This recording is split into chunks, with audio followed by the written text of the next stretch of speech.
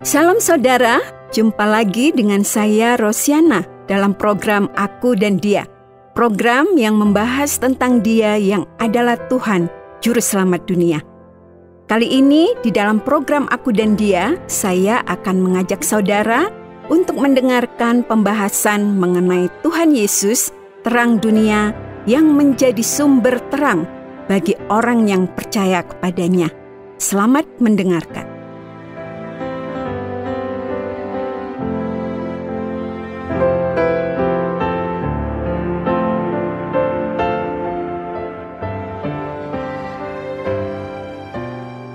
Saya selalu merasa tersentuh ketika di dalam ibadah-ibadah Natal. Tentu saja banyak hal yang membuat Natal menjadi sangat menyentuh hati. Tetapi salah satunya adalah tradisi menyalakan lilin di dalam ibadah itu. Biasanya beberapa lilin akan dinyalakan terlebih dahulu oleh para pemimpin jemaat dan juga oleh pengkhotbah yang akan menyampaikan khotbah Natal. Setelah itu, beberapa orang yang sudah dipilih akan membagikan api dari lilin itu untuk menyalakan lilin-lilin kecil yang dipegang oleh orang-orang yang hadir dalam ibadah Natal itu. Karena biasanya tradisi ini dilakukan dengan mematikan lampu ruangan, maka akan terasa sekali betapa terang itu seolah-olah bergerak dari depan di antara mereka yang duduk di barisan depan dalam ibadah Natal itu, dan kemudian bergerak ke belakang seiring dengan dinyalakan lilin-lilin kecil yang dipegang oleh mereka yang hadir di sana. Terang itu tidaklah seterang lampu ruangan yang saat itu memang dimatikan. Tetapi lama-kelamaan setelah semua lilin itu menyala, terang lilin yang temaram itu mulai mengusir kegelapan yang semula menyelimuti ruangan ibadah itu. Dan tidak lama kemudian, seluruh ruangan akan diterangi oleh cahaya dari puluhan lilin-lilin yang dinyalakan secara bersama-sama. Lilin-lilin itu tetaplah lilin-lilin yang kecil yang harus dinyalakan untuk bisa menyinarkan terangnya. Dan bahkan cahaya dari lilin-lilin itu tetaplah tidak seberapa. Tetapi ketika ia dipadukan dengan begitu banyak cahaya lilin-lilin yang lain, maka seluruh ruangan itu kemudian menjadi terang. Saya teringat dua ayat di dalam firman Tuhan yang menjelaskan mengenai Yesus sebagai terang dunia yang kemudian menjadi sumber dari semua terang yang lain yang dipancarkan oleh mereka yang mengikuti Dia. Di dalam Yohanes 8 ayat 12. Maka Yesus berkata pula kepada banyak orang, katanya, "Akulah terang dunia. Barang siapa mengikut aku, ia tidak akan berjalan dalam kegelapan, melainkan ia akan mempunyai terang hidup." Yesus menyatakan dengan jelas di dalam ayat ini bahwa Dialah terang dunia. Dia menjadi sumber dan awal dari semua terang yang ada di dunia ini.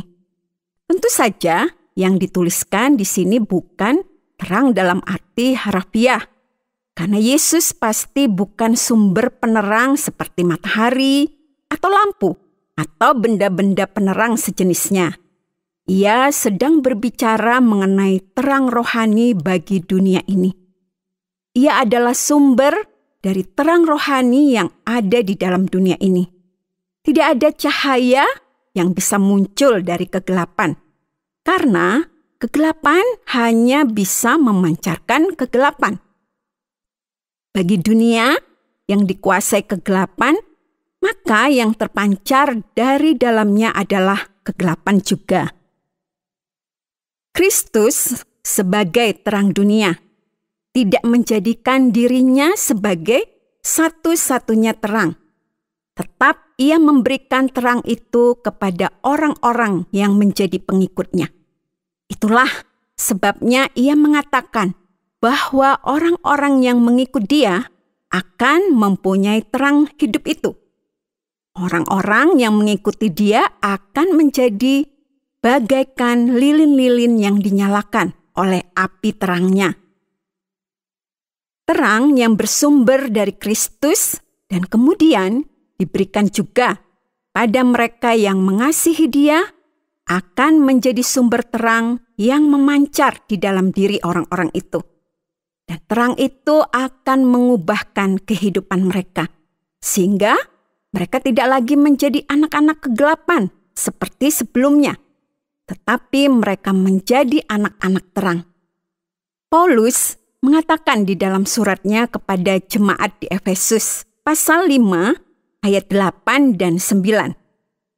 Memang dahulu kamu adalah kegelapan, tetapi sekarang kamu adalah terang di dalam Tuhan. Sebab itu hiduplah sebagai anak-anak terang.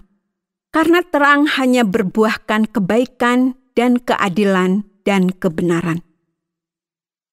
Ayat ini memberikan penjelasan yang lebih detail tentang hubungan antara Yesus sebagai terang dunia dengan manusia yang mengikuti dia, yang juga kemudian memiliki terang dunia itu.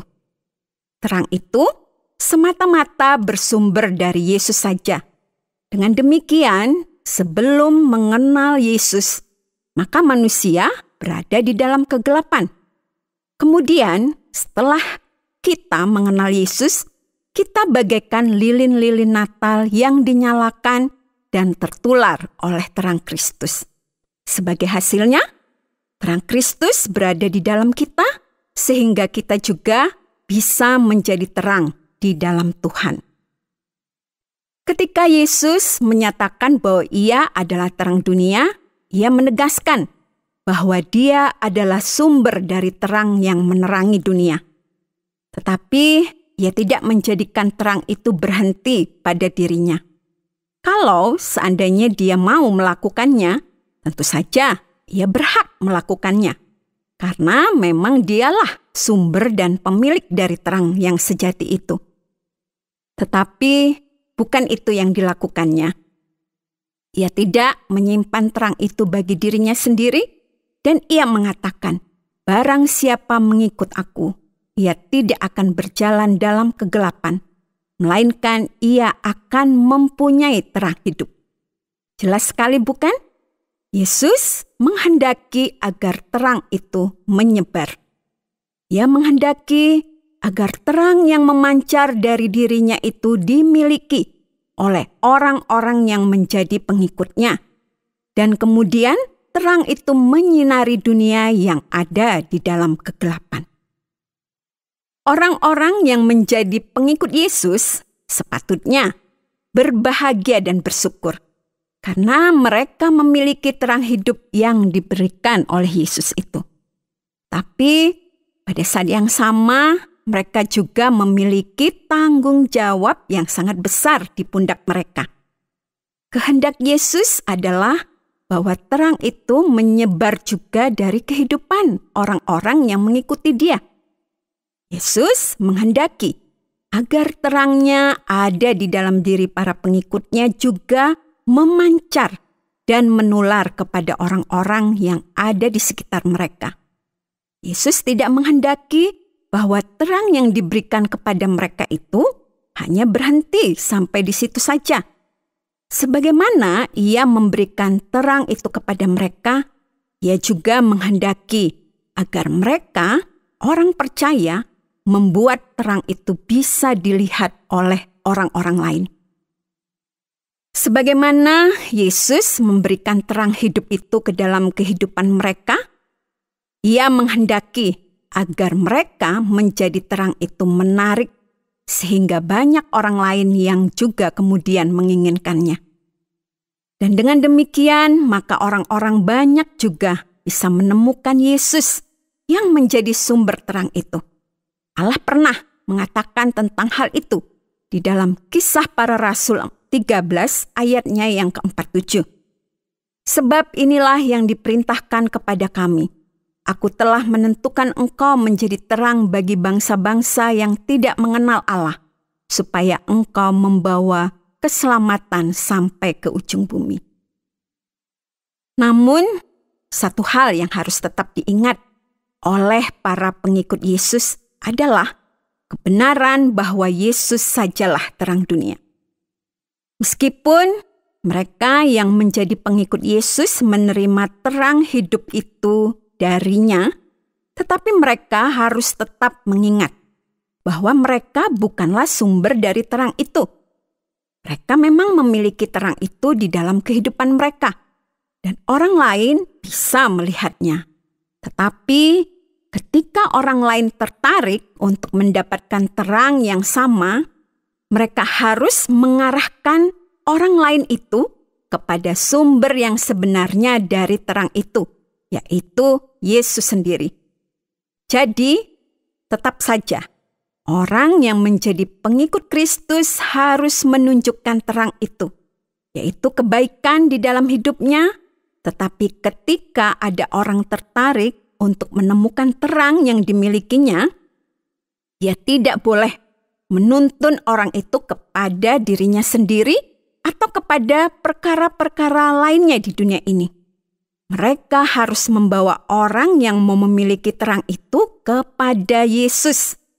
Karena Yesus sendiri dengan jelas mengatakan bahwa terang itu akan dimiliki oleh barang siapa yang mengikuti aku. Seberapapun besarnya terang yang dimiliki oleh seorang pengikut Yesus, ia tetap harus ingat bahwa ia memiliki terang itu karena ia menjadi pengikut Yesus. Dan terang itu akan tetap dimilikinya selama ia menjalani kehidupan yang setia untuk terus mengikut Yesus. Namun, begitu ia memutuskan untuk tidak lagi mengikut Yesus, maka ia sudah tidak lagi memenuhi syarat untuk memiliki terang itu di dalam kehidupannya. Hubungannya dengan sumber terang itu sudah terputus, sehingga ia tidak lagi bisa mendapatkan terang hidup yang dijanjikan oleh Yesus. Yesus menginginkan aku bersinar baginya, dimanapun ku berada, ku mengenangkannya. Bersinar, bersinar, itulah kehendak Yesus. Bersinar, bersinar, aku bersinar terus. Yesus menginginkan aku menolong orang lain.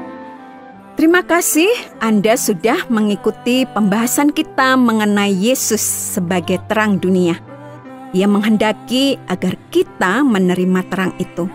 Tetapi bukan hanya menerima, ia juga menghendaki kita memancarkan terang itu dimanapun kita berada, sehingga banyak orang akan tertarik untuk menerima terang yang sama. Namun, jika Anda masih belum sungguh-sungguh mengenal Yesus sebagai terang dunia, atau kalau Anda ingin tahu lebih banyak tentang bagaimana bisa memancarkan terang itu, kami siap untuk menjelaskannya secara lebih lanjut untuk menolong Anda lebih mengenal Dia dan kemudian menjadi terang dimanapun Anda berada. Anda dapat menghubungi kami dengan menuliskan surat kepada program Aku dan Dia, Tromol Pos 261, Batu 65302 Jawa Timur. Atau bisa juga lewat SMS atau WhatsApp ke nomor 081 333 777 386. Sampai jumpa, Tuhan Yesus memberkati. Aku pun ingin bersinar dan